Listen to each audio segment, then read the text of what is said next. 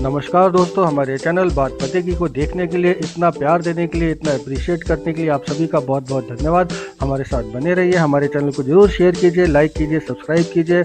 हमें बहुत अच्छा लगता है आपके कमेंट्स देखकर। अच्छे कमेंट और बुरे कमेंट दोनों ही हमारे लिए प्रेरणा का स्रोत होते हैं। हमारे साथ बने रहिए। नमस्कार, आप सभी का बहुत बहुत धन्यवाद।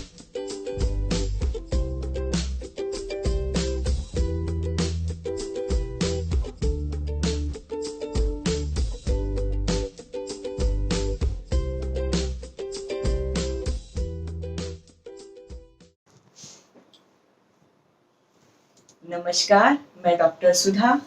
हमारे चैनल बात पते की पर आपका बहुत बहुत स्वागत है। और आज का जो टॉपिक है वो भी महिलाओं के लिए, बढ़ती उम्र में जो महिलाओं को परेशानियां होती हैं उनके लिए है। रजोनिवृत्ति या मेनोपॉज, ये एक ऐसा फेज है जो हर महिला के जीवन में एक उम्र पर आता ही है।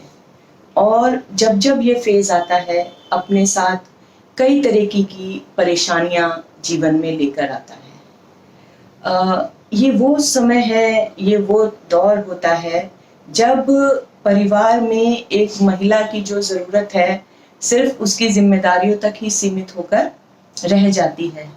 इस वक्त बच्चे बड़े हो रहे होते हैं और अपने अपने जीवन में कहीं ना कहीं वो व्यस्त भी हो जाते हैं। पति जो है वो परिवार चलाने की जो जिम्मेदारी है उसकी एक चरम सीमा पर होते हैं, क्योंकि बच्चों का करियर आप लोग देख रहे हैं। बच्चे अपनी अपनी लाइफ में क्या करेंगे, कहाँ जाएंगे, और कई बच्चे तो इस उम्र में घर से निकल भी जाते हैं। तो एक बहुत अजीब सा एक अवसाद जो है वो महिलाओं को घेर लेता है, क्योंकि एक तो उम्र बढ़ रही है, इसके साथ शारीरिक बदलाव, मेनोपॉज के चलते बहुत शारीरिक और मानसिक दोनों बदलाव जो है महिलाओं के शरीर में बहुत एक रैपिडली चेंजेस जो हैं वो हमारे शरीर में आते हैं, जिसके कारण जो है एक अजीब सा अवसाद, डिप्रेशन जो है हमें घेर लेता है। चिड़चिड़ापन, गुस्सा आना, और ऐसा फील होने लगता है कि शायद अब किसी को हमारी ज़रूरत ही नहीं है। एक ऐसा जो फेज़ है ये लाइफ का, हम लोग खुद को ही नहीं समझा पाते हैं कि एक्चुअली हो क्या रहा है। और बाकी घर के लोग, बाकी परिवार के लोग जो हैं, जो कि हमारी इन परेशानियों से अवगत नहीं है, उन्हें नहीं पता है कि ये क्या चल रहा है, क्या हो रहा है, तो वो भी जो है हमें समझ नहीं पाते हैं। तो अक्सर महिलाएं इस फेज में खुद को बहुत ज़्यादा एक अलग थलग सा या निग्लेक्ट हुआ फील करती हैं। तो अब क्या है, टेंशन और डिप्रेशन जो है वो बहुत सी बीमारियों को आमंत्रित करता है। ये हम जानते हैं कि जो तनाव है वही मेन रीज़न होता है अक्सर ग्लैंड्स फेलियर का। और मेनोपॉज का जो टाइम है, इसी वक्त 90% लेडीज़ का जो होता है, क्या कहते हैं वो, ब्लड प्रेशर, शुगर, ये जो सब बीमारियां हैं ये भी इसी वक्त आपको जो है घेरती हैं। लेकिन हम लोग क्या सोचते हैं कि बढ़ती उम्र में ये बीमारियों का आना एक आम बात है, या बीपी का, शुगर का हो जाना। लेकिन ऐसा नहीं है। अगर आप अपने मानसिक जो संतुलन है, एक मेंटल बैलेंस है, उसकी तरफ अगर आप ध्यान दें, एक डिप्रेशन की ओर ना जाएं, तो बहुत हद तक आप इन बीमारियों से बच सकते हैं। एक आपकी बैलेंस डाइट और एक जो बैलेंस माइंड, ये दो चीज़ें ऐसी हैं जिनके चलते आप इस फेज को, मेनोपॉज के फेज को बहुत आसानी से आप जो है निकाल सकते हैं। 1 या 2 साल इतना टाइम जो है इस प्रोसेस को लगता है, लेकिन हमें ये खुद को समझाना होगा कि ये एक नेचुरल प्रोसेस है। ये एक प्रकृति का अपना एक फेज है। जिस तरीके से पीरियड जो है शुरू होता है उसी तरीके से ये खत्म हो जाता है। तो इसके लिए आपको कोई आर्टिफिशियल हार्मोन्स लेके या दवाइयों के बड़े बड़े पैकेजेस लेके या होम्योपैथ लेके एलोपैथ लेके ये सब चीजें बिल्कुल नहीं करनी है। ये आप शरीर के साथ अपने एक खिलवाड़ और करेंगे। सिंपली हमको क्या करना है, एक रूटीन अल्ट्रासाउंड आप अगर जब भी पीरियड्स आपका डिसबैलेंस हो रहा है, बिगड़ना शुरू हुआ है, आजकल देखा जा रहा है आफ्टर 35 बहुत अर्ली मेनोपॉज भी सुनने में आ रहा है। पहले 40, 45, 50 साल में लेडीज को ये शुरू होता था, लेकिन अब बहुत अर्ली एज में ये शुरू हो रहा है। तो आप लोगों को कभी भी कोई आर्टिफिशियल हार्मोन्स लेने की जरूरत नहीं है। एक सिंपल रूटीन चेकअप, एक अल्ट्रासाउंड आप कराइए कि इस पीरियड को बिगड़ने का जो कारण है वो किसी तरीके का कोई और इन्फेक्शन, यूट्रिस आपका ठीक होना चाहिए, आपके ओवरीज, पूरा रिप्रोडक्शन आपका ठीक होना चाहिए। अगर उसके अंदर किसी तरीके का कोई इन्फेक्शन नहीं है, कोई सूजन नहीं है या कोई और कारण नहीं है, तो आपको कभी भी कोई भी किसी भी तरीके की मेडिसिन लेने की कभी भी जरूरत नहीं है। जब भी मेनोपॉज शुरू होता है, सबसे पहले खुद को कहीं और आपने बिजी करना है। आपकी कोई भी ऐसी कोई पुरानी रुचि, पुरानी चीज जो गृहस्थी के चक्कर में आप सीख नहीं पाए, आप कर नहीं पाए, ये वो टाइम है जब आप कुछ कर सकते हैं। नहीं तो आप कुछ नया सीख सकते हैं कि बच्चे बड़े हो गए हैं, लोगों के पास ज्यादा आपके लिए टाइम नहीं है, तो खुद को टाइम देना बहुत जरूरी है। एक हेल्दी टाइम, एक हैप्पी टाइम आपको इसमें देना है। और ये हम सब जानते हैं कि जब भी हम कुछ नया करते हैं, नया सीखते हैं, तो हमारा मन और हमारा दिमाग दोनों जो है वो रिचार्ज हो जाते हैं। तो ये टाइम में खुद को आपने संभालना है, खुश रहने की कोशिश करनी है, तनाव में बिल्कुल नहीं आना है। ये सोचना बिल्कुल छोड़ दीजिए कि परिवार के पास हमारे लिए टाइम नहीं है या मैं अकेली हो गई हूँ।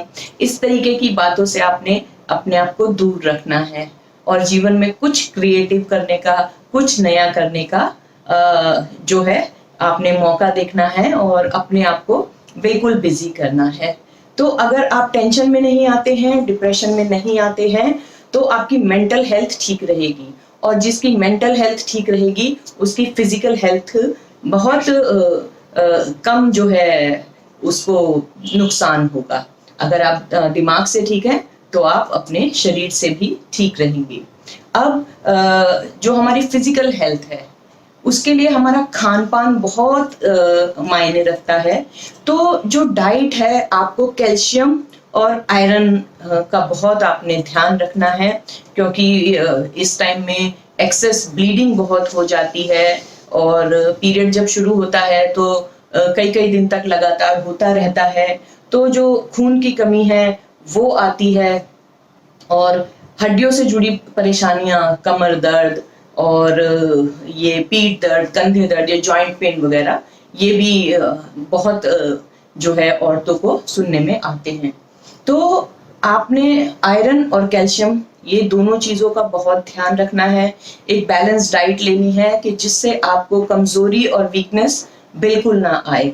पुराने टाइम में जैसे बच्चा होने के बाद कसार, पंजीरी बनाई जाती थी, तो वो भी एक बहुत अच्छी चीज है। अगर आप वो कसार बनाते हैं, उसमें पिपली, हरड़, सौंठ, मगज, मखाना, ये सब चीजें अगर डालकर आप कम घी में, क्योंकि घी की जरूरत इस उम्र में नहीं है, तो कम घी में अगर ये पंजीरी भी आप बनाकर रोज खाएंगे, उसमें दखनी मिर्च भी आप ऐड कीजिए, क्योंकि वो आंखों के लिए बहुत अच्छी होती है। और जब मेनोपॉज का फेज चल रहा होता है तो कई औरतों को आंखों की कमजोरी भी जो है, नजर की तकलीफ भी हो जाती है।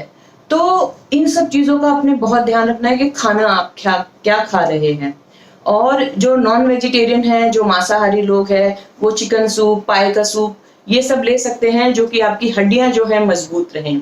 जो चीज शरीर से निकल रही है अगर उसका सेवन हम भरपूर मात्रा में करते हैं तो कभी भी जो शारीरिक कमजोरी है वो हमें नहीं होगी। तो इस तरीके से आप इस फेज को बिना किसी दवाई के, बिना किसी आर्टिफिशियल हार्मोन्स लिए, क्योंकि आज डॉक्टर के पास आप जाते हैं और क्या कहते हैं, डॉक्टर्स आपको 3 महीने का ये आप दवाई खा लीजिए, 6 महीने का आप ये दवाई खा लीजिए, आपको ये हार्मोन्स बैलेंस हो जाएंगे। जो चीज प्राकृतिक रूप से शरीर में हो रही है उसको आप आर्टिफिशियली एलोपैथी के जरिए बैलेंस करके क्या करेंगे, ये बहुत सोचने वाली बात है। एक और चीज है मसाज, मालिश करना, ये इस टाइम में आप लोगों को बहुत जरूरी है। तिल के तेल की मालिश जो है सबसे जरूरी, ये कलाई की मालिश औरतों में, अगर इस कलाई, ये जो दोनों पॉइंट है हमारी कलाई के, इधर जो है हमारा पूरा रिप्रोडक्शन के पॉइंट होते हैं, जैसा मैं एक्यूप्रेशर में आपको हमेशा बताती हूँ। दूसरा पिंडलियों की मालिश, पिंडलियों में पूरा का पूरा रिप्रोडक्शन है।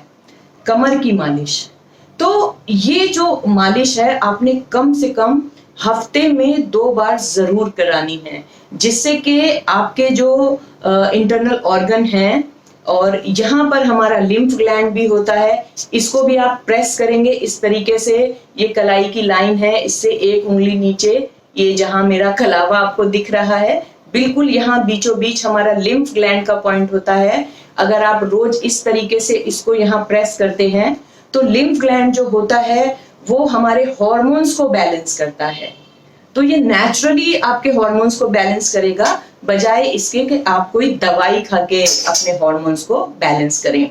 तो कलाई की मालिश, पिंडलियों की मालिश और कमर की मालिश, और हो सके तो आप फुल बॉडी मसाज ले सकते हैं। वो तो एक बहुत अच्छी चीज है कि आपकी पूरी बॉडी को मसाज मिलेगा, एक रिलैक्सेशन आपको मिलता है, पूरी बॉडी में ऑक्सीजन जो है जनरेट होगी, तो वो उसका अलग ही फायदा होता है। लेकिन कलाई और पिंडलियों की मालिश भले ही आपका कोई और करने वाला नहीं है, आप उसको खुद कर सकते हैं।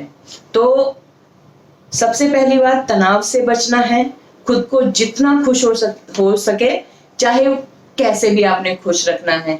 टेंशन नहीं लेनी है, बिल्कुल डिप्रेशन नहीं करना है कि कोई हमें टाइम नहीं दे रहा है, कोई हमारा ध्यान नहीं रख रहा है। जो लोग आप पे डिपेंडेंट हैं वो क्या आपका ध्यान रखेंगे? एक औरत ही पूरे परिवार का ध्यान रखती है, तो जो सबका ध्यान रखती है उसका ध्यान कोई कैसे रख सकता है? लेकिन सबसे पहले आपने खुद का ध्यान रखना है। ये बात मैं हमेशा अपनी बहुत सारी वीडियोस में कहती हूँ, जिस घर में औरत स्वस्थ है वो पूरा घर स्वस्थ है। तो सबसे पहले अपनी हेल्थ का ध्यान रखना है, फिर आप सबकी हेल्थ का ध्यान बहुत अच्छे से रख सकती हैं। लेकिन मेनोपॉज का जो टाइम है ये एक बहुत कठिन टाइम होता है, मैं मानती हूँ, बहुत कष्टदायक भी होता है। लेकिन औरतें जो इस एज तक आई हैं, बहुत से फेजेस और बहुत से कष्ट झेलते झेलते ही आती है। हमारा घर बदल जाता है, शादी के बाद एक नए घर में आना, उन सब चीजों को मैनेज करना और उसके बाद बच्चों को मैनेज करना। तो ये सब जब आप कर चुकी हैं, इतने फेजेस आप झेल चुकी हैं, तो मेनोपॉज का भी जो पीरियड है बहुत आसानी से, बहुत प्यार से निकल जाएगा, बिना किसी दवाई के, बिना किसी आर्टिफिशियल हार्मोन के। लेकिन अपना ध्यान रखना है, तनाव से बचना है, अच्छा खाना खाना है और मालिश का भी बहुत जरूरी आपने ध्यान रखना है। तो सहेलियों, कैसी लगी ये वीडियो कमेंट करके जरूर बताइएगा और हमारे चैनल को लाइक कीजिए, कमेंट कीजिए, हमारे चैनल को सब्सक्राइब कीजिए और कैसा लगा ये वीडियो मुझे आप ये जरूर बताइएगा। तब तक के लिए नमस्कार और धन्यवाद।